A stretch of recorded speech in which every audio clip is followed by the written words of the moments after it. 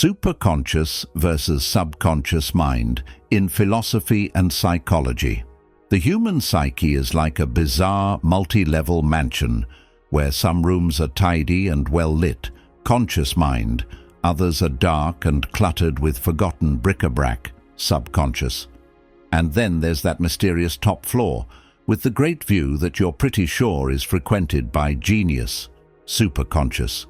Philosophers and psychologists have been poking around this mental palace for centuries, arguing over whether the basement is full of repressed trauma or just really old cat memes.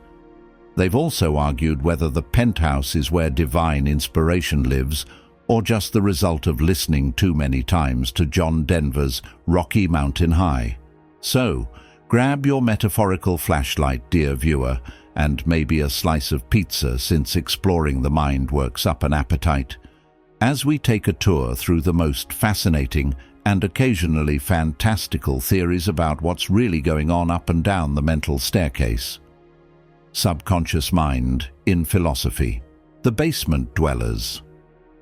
Long before Sigmund Freud turned the subconscious into a psychological drama zone, philosophers were already speculating about this shadowy corner of the mind. Some say the subconscious is akin to a rebellious teenager who lives in the basement, listening to heavy metal music and plotting their next move. Others say the subconscious is responsible for all the thoughts, feelings and memories that you're not currently aware of, but that still influence your behavior. Plato basically invented the idea of subconscious programming with his allegory of the cave, where prisoners mistake shadows for reality, which is a perfect metaphor for how our subconscious beliefs distort perception. His theory of anamnesis, remembering knowledge from past lives, was basically the ancient Greek version of, "Why do I know this? Did I learn it in a dream? Or was it a past life regression seminar?" Aristotle, ever the practical thinker, split the mind into active intellect, the organized thinking part, and passive intellect, the sponge that soaks up impressions. This was basically an early version of System 1.0 and System 2.0 thinking, proving that even in 300 BCE, people knew the brain had autopilot settings. Meanwhile, in Eastern philosophy, the Samkhya school's concept of chitta, a mental storage unit for all life's impressions, was basically the subconscious before the subconscious was cool. Buddhist texts took it further, cataloging subconscious mental factors, cetasikas, like a meticulous librarian, labeling every random thought and impulse.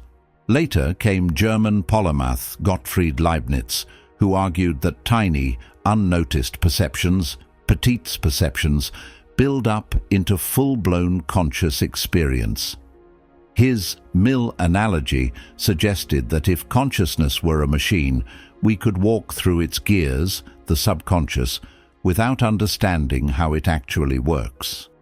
Arthur Schopenhauer cranked up the drama by proposing the will, which is a dark, irrational force driving all human behavior beneath the surface of reason. He did this before Sigmund Freud's id was even a twinkle in the psychoanalyst's eye. Subconscious in psychology. Freud's haunted basement and Jung's ancestral attic. Freud, the frequent cigar enthusiast, treated the subconscious like a gothic horror novel with repressed desires, childhood traumas, and inexplicable cravings lurking in the dark. His version was basically a mental storm cellar filled with unexpressed emotions, awkward memories, raging desires, and that one weird dream about showing up to school naked while eating pepperoni pizza plus peanut butter-flavored parfait. Picture this, dear viewer. You're driving, humming along to a catchy tune. Suddenly you realize you've been changing lanes and singing some of the lyrics without actively thinking about it. Congratulations, you've just experienced the power of your subconscious. It's like a personal assistant who works tirelessly behind the scenes, albeit one with questionable taste in music. In psychology, the subconscious mind is often associated with automatic processes and habits. It's the place where your childhood bicycle lessons now mean that as an adult, you can pick up a bike and just ride. Carl Jung was the psychologist who turned the subconscious into a collective experience.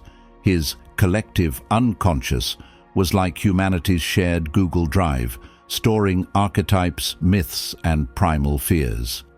Ever wonder why dragons appear in every culture? Or why do certain symbols pique your interest? Jung would say it's because we're all plugged into the same psychic Wi-Fi. Modern psychology has toned down the spookiness and treats the subconscious more like a hyper-efficient, but occasionally glitchy, autopilot. It's why you can drive home without remembering the trip, suddenly recall an old friend's name while brushing your teeth, or develop an irrational fear of clowns after seeing RuPaul on TV. It's also the sneaky culprit behind bad habits, including procrastination, doom scrolling, and that inexplicable urge to eat an entire pizza at 2 a.m. Superconscious, the mind's philosophical VIP lounge. If the subconscious is the basement of the mind, the superconscious is the penthouse, where creativity, genius, and sudden epiphanies are generated. This is where Albert Einstein imagined riding alongside a beam of light, where Wolfgang Mozart heard symphonies in his head, and where William Shakespeare accessed inspiration beyond mortal thought. Think of the superconscious like a radio station that broadcasts from a higher dimension. It's always transmitting, but you need to tune in to receive the signal.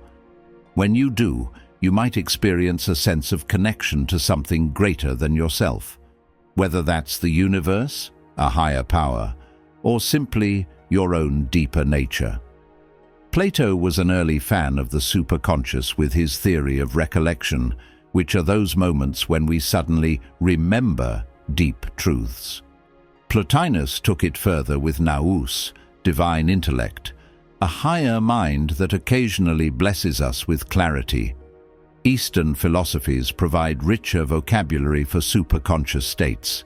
The Upanishads describe Turiya, the fourth state beyond waking, dreaming, and deep sleep, while Patanjali's Yoga Sutras detail samadhi meditative states where knower, knowing, and known become one.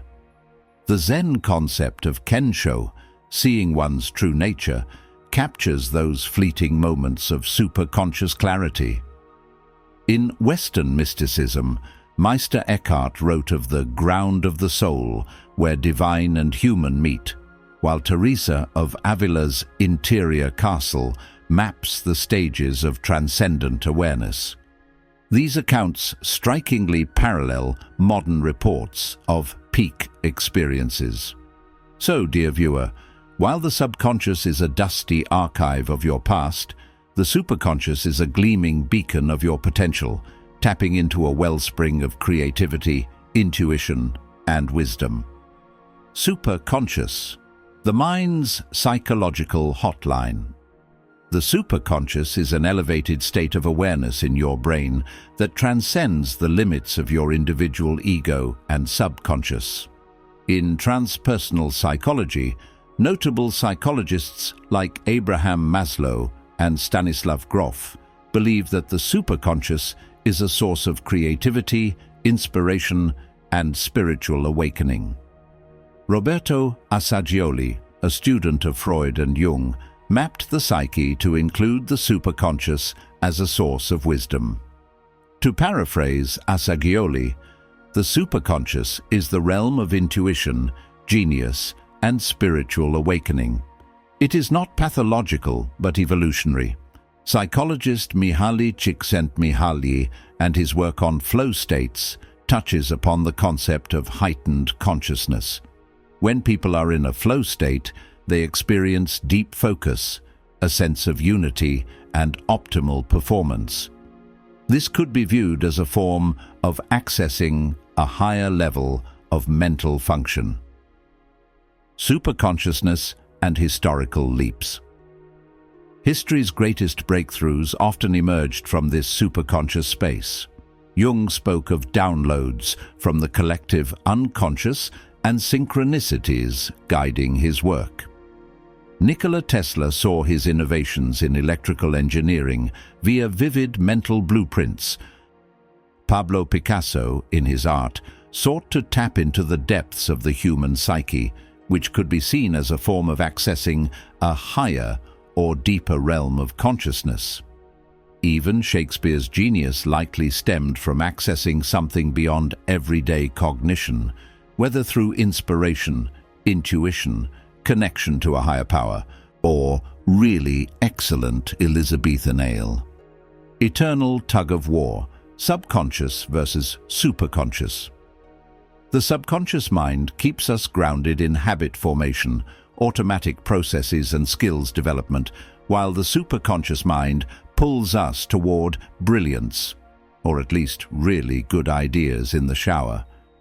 Henri Bergson saw this as a battle between habit, subconscious, and intuition, superconscious.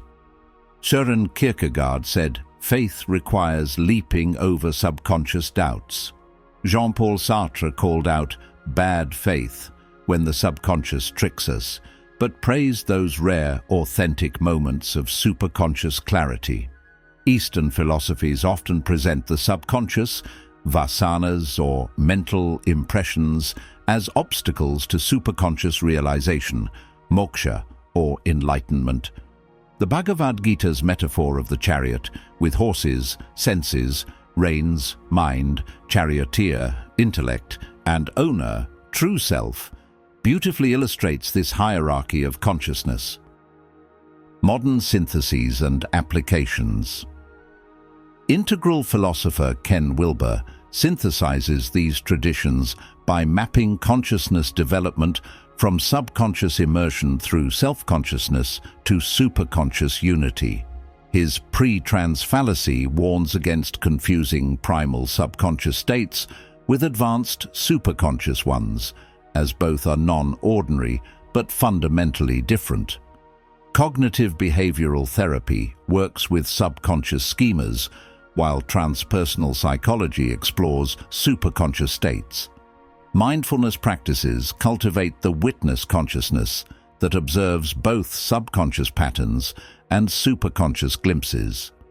In creativity studies, the incubation phase taps subconscious processing, while illumination represents superconscious breakthrough. History's great innovators, from Einstein to Curie to Mozart, describe this interplay between persistent work, subconscious processing, and sudden inspiration, superconscious revelation. Harmonizing the two levels. The key to a richer inner life lies not in favoring one over the other, but in learning how they collaborate. To work with the subconscious, you must first acknowledge its power in your life.